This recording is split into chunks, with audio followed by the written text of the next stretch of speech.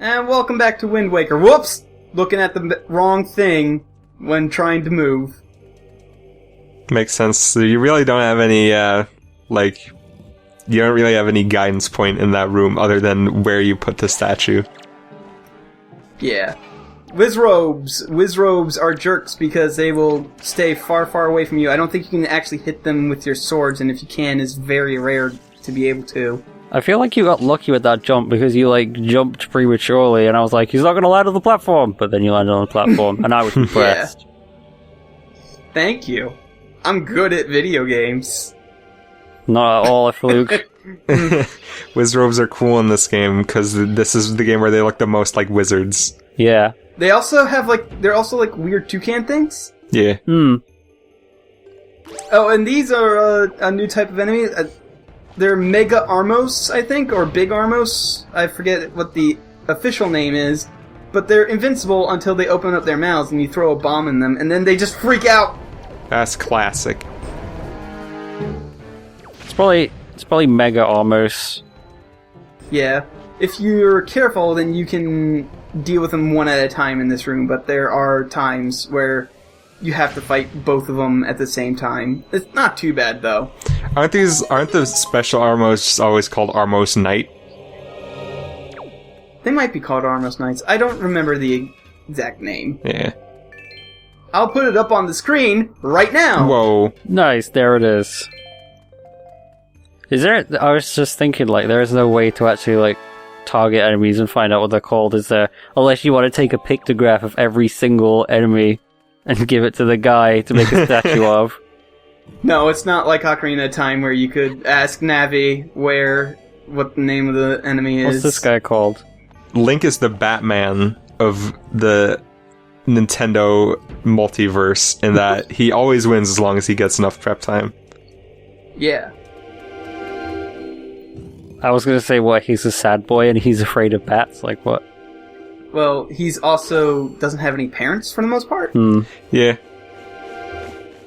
And also, he hates the poor and mentally disabled. I was about to make that joke and I thought better of it, but you did it. Thanks. Oh no. Alright, well, I cannot hit these bats because they're moving too erratically. And but because luckily, you're not using gyro controls. If you were using gyro controls, you could have fucking hit him. Why are the bats so fat in this game? I think they're cute. Yeah, cute chubby little bats. I like them. It's been a long time since Ocarina of Time. They've had a lot of time to get a lot of eating done.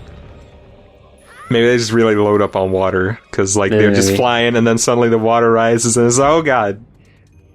Alright, so these guys, they will not activate until you bring out the chest, which you bring out by playing the Wind Song, the Wind's Requiem, on this symbol. I want there to be a Zelda game where you just have the regular, the well-known big treasure room, and it's called Chesterfield. Nice.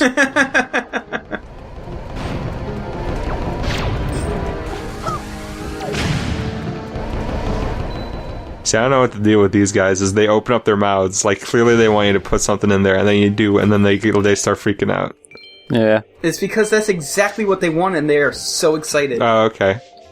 Right before they die. I'm glad they die in ecstasy. Yeah. Like those flying squirrels that eat just straight up caffeine out of the fruit. Nice. And then they die from caffeine overdose. Anyway, this room all it had was a treasure chart, and then that reminded me that I haven't gotten the other treasure chart that was down on the first floor. Oh no. Uh-oh. Yeah. But to be fair, I couldn't get it until I had the arrows, and then at this point I was like, well, I'm already this deep into this particular room, so I might as well just finish it first and then go back down and get it. But I'm still not looking forward to going back down and getting it. How do you even kill a skull with an arrow? It's pretty easy. You just shoot right into the skull, and not the flamey bit. Not the flamey bit. We need a Cold Steel video on this. We need that man-at-arms guy who just constantly makes, video game weaponry. Yeah. He's cool. Yeah, he is cool. He is cool. He made Sokka's meteorite sword with actual meteorites. Oh, I saw that. That was shit. cool. Yeah, that was a good episode. I remember when he made the fucking Buster sword. He could barely fucking lift that thing. And the way they were showing off how well it cuts things was like 3 guys holding it up by the blade. That's what I remember. Dropping it. Yeah. And then he also made the double helix sword from Majora's Mask, and it was like almost done, and it was like, wow, that looks cool, and then he painted it, and then it didn't look so cool anymore. I like it better when he, instead of painting it, he just cooks it in a special way that makes it the actual color. That's always cool. Like when he made the Master Sword, I think he heated the metal in a specific way to make it turn blue. That is really cool. Yeah. Those are good videos. Those are good videos. Everybody go watch him. Like, I don't usually follow a lot of people who have, like, over 100,000 subscribers on YouTube, but that is seriously my jam. I don't know, like, I wonder what it is that drives a person to be like, I'm going to make this web show in an attempt to, like, please and derive enjoyment out of these, like, fickle nerds. That's not good business, but I appreciate it. Yeah. Anyway, the way you're supposed to get past here is you're supposed to throw statues onto the scales. Why is Link as heavy as a statue? I don't know. He's a tubby little boy. You're talking about making YouTube videos for fickle nerds, yet here we are. Oh. I'm rating this thread 1. Oh no. Jordan's closing the thread. You've had it, Galen. No. So there are these lasers, and when you stand on the switch, they go away, but you can't stand on the switch and go past the lasers, so you need a special way to get to this statue, which is the Deku Leaf, which is really neat that they're making you use dungeon items from the previous dungeons. They've been pretty good about that in this game. Yeah. Unlike Twilight Princess, which we were talking about last episode, where they make you use like one thing twice and then they completely forget about it. Yeah. Speaking of last episode, the Silver Knights are Dark Nuts and not Iron Knuckles, which is weird because they look nothing like Dark Nuts. For one, they're not dark. And then a Wizrobe just appears. He wasn't there before. Get out of here, you goofy toucan man. I like the noise he makes. That's good. Mm-hmm. He makes good noises. A lot of the enemies in this game make really good noises. That's a very Ocarina of Time noise. It is. Like, what's the deal with that noise he makes when he appears? It sounds like an alarm going off. Anyway, now that we have a statue we need to bring over, we need to have 3 statues on one thing, so that way it is heavy enough to keep us both supported. Yeah. Yeah. Man, Link is strong. And my friend. He's everyone's friend.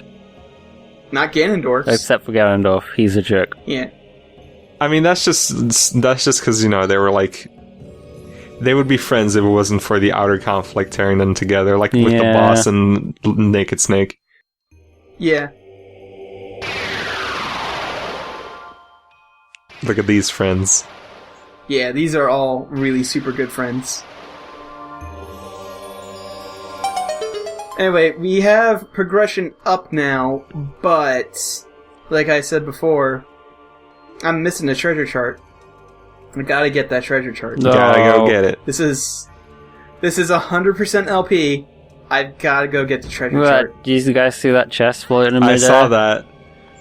And suddenly the platform rose up a little bit. Man, they don't make them like they used to.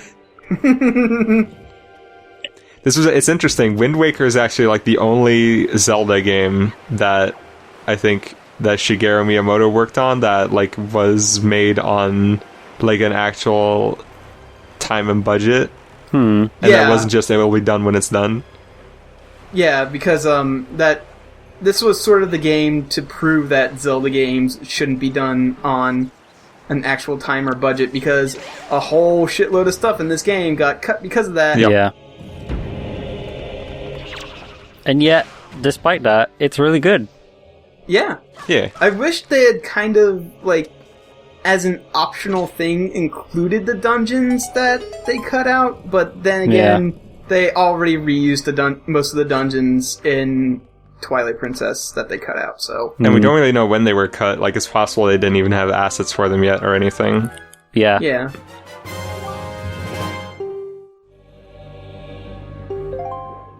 But yep, that's the treasure chart on the first dungeon, and here are the regular Armos. They just have big old dumb jewels on their back that you shoot. They have little baboon butts.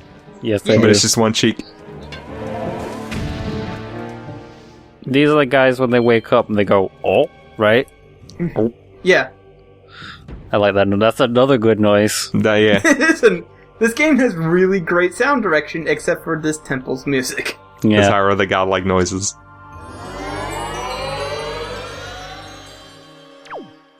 Alright, so I tried to show off, now that we have the bow and arrow, we can kill the Beamos, but pink Beamos guys are huge jerks, and I didn't want to deal with them anymore. I'm like, fine, whatever, you can live. I can understand that.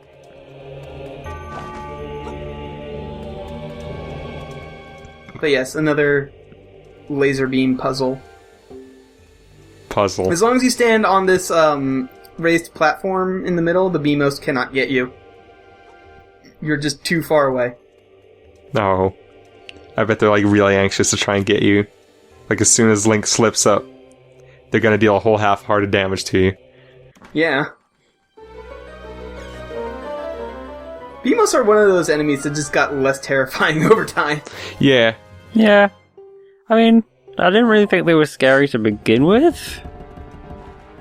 I don't know, they were pretty creepy in oh god, what game was it? Ocarina of Time. I don't know about that. A little bit, I guess. Not. I mean, like, when I think of creepy enemies in Ocarina of Time, I don't immediately jump to Beamos. I'm also saying, like, before, Beamos used to be completely invincible, and then you could blow them up, and now they're killed with arrows, and... Yep. Yeah. The white Beamos in Twilight Princess were pretty scary. I don't remember them. But Yeah, me blue either. Beamos act differently because they only shoot in one direction, so you can just chump them. What a bunch of losers. You get chumps. Oh, No. Oh, well. Do you think that bird and the Wizrobes are closely related? It's possible. maybe. Yeah. Oh god! I tried. It is possible to destroy the pink ones, I'm really bad at it. It's hard. Yeah, it is. And I forgot to get a feather from that one bird, oh well. Oh, well. It's not like there aren't other feathers in the game.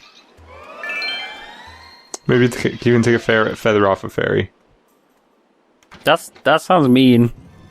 That does sound mean. Plus, I don't think they have feathers. I think their wings are more like bug wings. Oh yeah, I guess so. Shouldn't rip those off. That's no good. This guy's cool. This guy looks neat.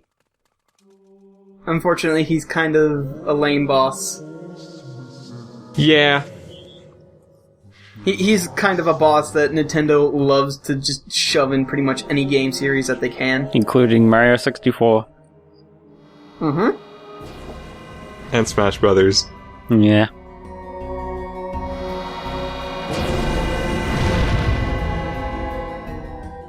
And Nier. Oh wait. Man, I can't wait for that Wii U port of Nier. It's been a long time coming. Yeah. Anyway, this guy looks cool, but he's sort of a boss that most people who have played a Nintendo game will recognize. First, you hurt the hands, and then you can hurt the big guy. This boss is really essential. The way you fight this boss is primarily with arrows, And you're thinking, oh no, what happens if I run out of arrows? Well, since this is just a test of Link's courage, this guy will actually resupply you with arrows if you run out. Yeah, he's secretly your friend. Yeah. Who tries to kill you? He wants you to win, but he's not going to make it easy.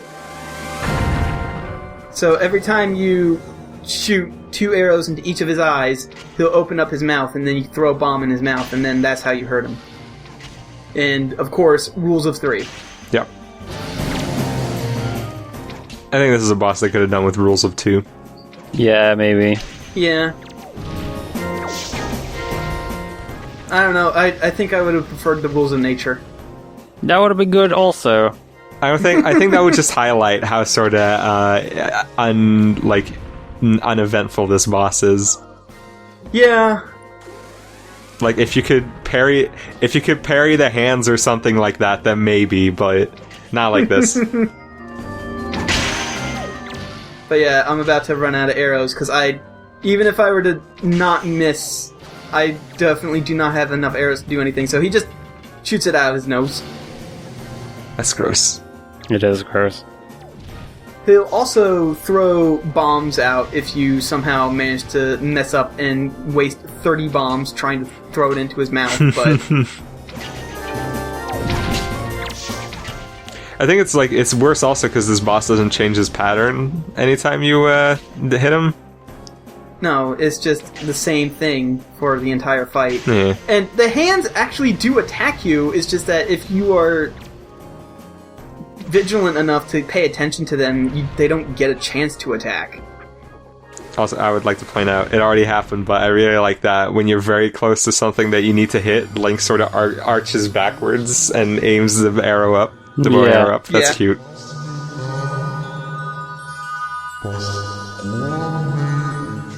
Anyway, we're done with this guy. He's cool. Yeah.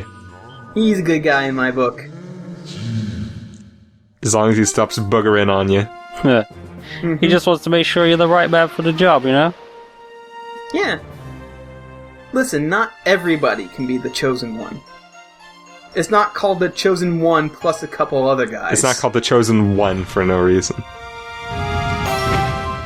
Did that also come out of his nose? Yeah. Anyway, because he's such a cool guy, and people have been bugging me to take selfies with the bosses. Alright? This is the only boss in the game that you can take a selfie with after you've beaten him. Nice.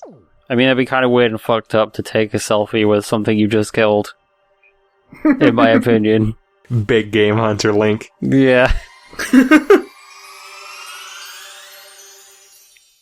When are they just gonna give Link a gun? Never, hopefully. I don't want Link to have a gun. Like, even a crossbow is pushing it, in my opinion. Kabelda's Dangerous Hunts or something. Oh, God. This is cool, by the way. Yeah, this part's really cool. This part's really good.